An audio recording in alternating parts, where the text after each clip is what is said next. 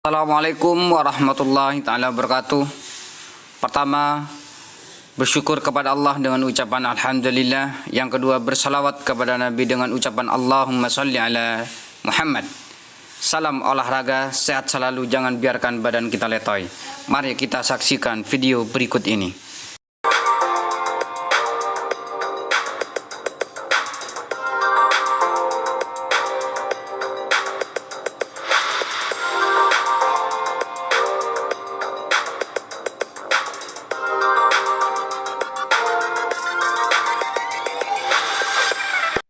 Oke, pada kali ini kita akan membahas permainan bola kasti kelas 4 SD atau MI yang sederajat ya. Adapun tujuan bermain bola kasti yang pertama adalah siswa dapat menjelaskan variasi gerak dasar non-lokomotor manipulatif dalam permainan kasti. Jadi ini salah satu tujuannya kita bermain kasti, nanti kita bisa menjelaskan yaitu apa yang dimaksud dengan gerak lokomotor, non-lokomotor ataupun gerak manipulatif. Yang kedua adalah siswa dapat mempraktekkan variasi gerak dasar lokomotor, non-lokomotor, dan manipulatif dalam permainan kasti. Jadi tujuannya tidak hanya kita bisa menjelaskan, kita juga bisa mempraktekkan gerakan tersebut. Nah, ini merupakan salah satu ataupun merupakan lapangan resmi yang dipakai oleh pemain kasti. Jadi untuk panjang dan lebarnya bisa diperhatikan di gambar ya. Jumlah pemain 12 orang. Setiap pemain mendapat satu kesempatan untuk memukul. Jadi perhatikan di situ ada huruf A, ada huruf B, ada huruf F. A itu merupakan tempat pemukul ya. Tempat pemukul bola, dan B itu merupakan tempat pelempar. Pelempar itu berasal dari regu yang memukul. F itu tempat ruang tunggu. Sedangkan C, D, dan E itu merupakan ruang hinggap ya, atau base ya bahasa gampangnya. Kata kunci dalam permainan bola kasti ya, jadi istilah yang ada di dalam permainan bola kasti itu adalah regu pemukul. Regu pemukul merupakan sebuah regu yang mendapatkan giliran memukul ya.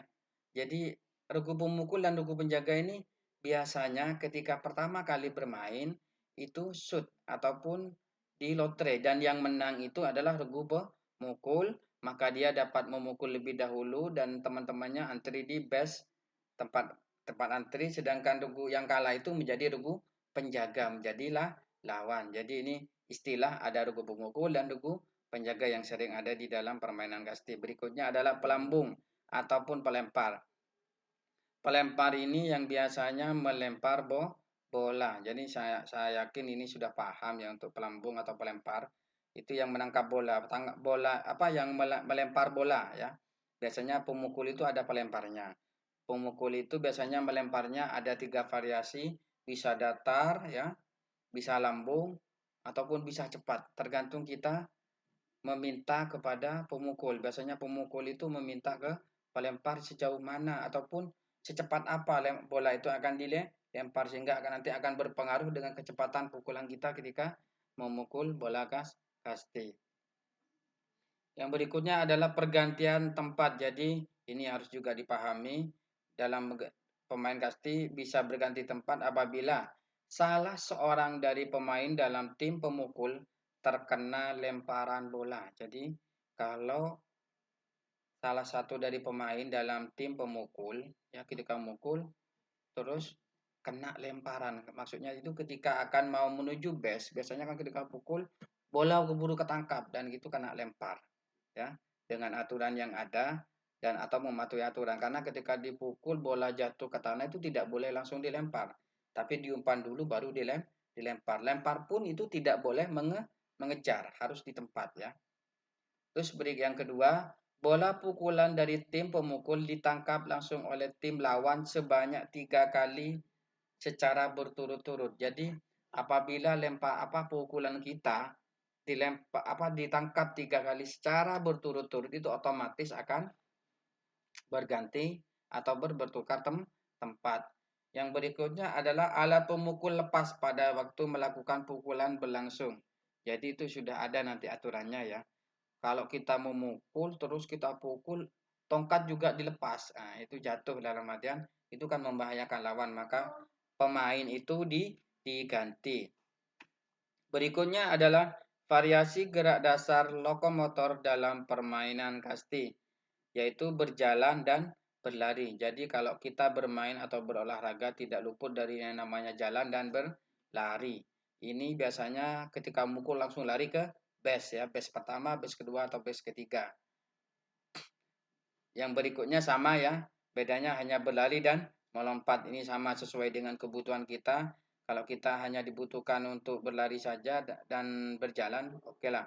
Tapi biasanya kenapa harus ada lompatan? Biasanya itu apabila lawan memukul bola itu ataupun melempar bola ke arah bawah. Jadi biasanya pemain itu ada yang berlari sambil melompat. Yang berikutnya adalah berlari lurus cepat dan berkelok-kelok. Jadi ini merupakan salah satu contoh yang berkelok ini seperti permainan zigzag. Ini melatih ketangkasan atau keuletan ya. Ketika dilempar itu bisa mengelak dengan beberapa gaya sesuai dengan gayanya masing-masing. Biasanya siswa-siswa itu bermacam-macam ya. Diambillah ataupun searah dengan bola sehingga kita dapat menghindar dari bola itu. Yang berikutnya adalah variasi gerak dasar non-lokomotor dalam permainan kasti. Yang pertama menekuk kaki dan tangan ya. Jadi ini variasi biasanya digunakan ketika akan melempar lawan. Yang kedua memutar badan dan mengayunkan tangan. Ini gerakan berikutnya adalah memutar badan dan mengayunkan tangan. Next, yang ketiga menekuk dan mengayunkan tangan.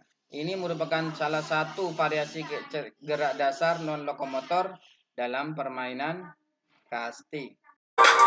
Demikian materi yang dapat saya sampaikan, kurang lebihnya saya mohon maaf.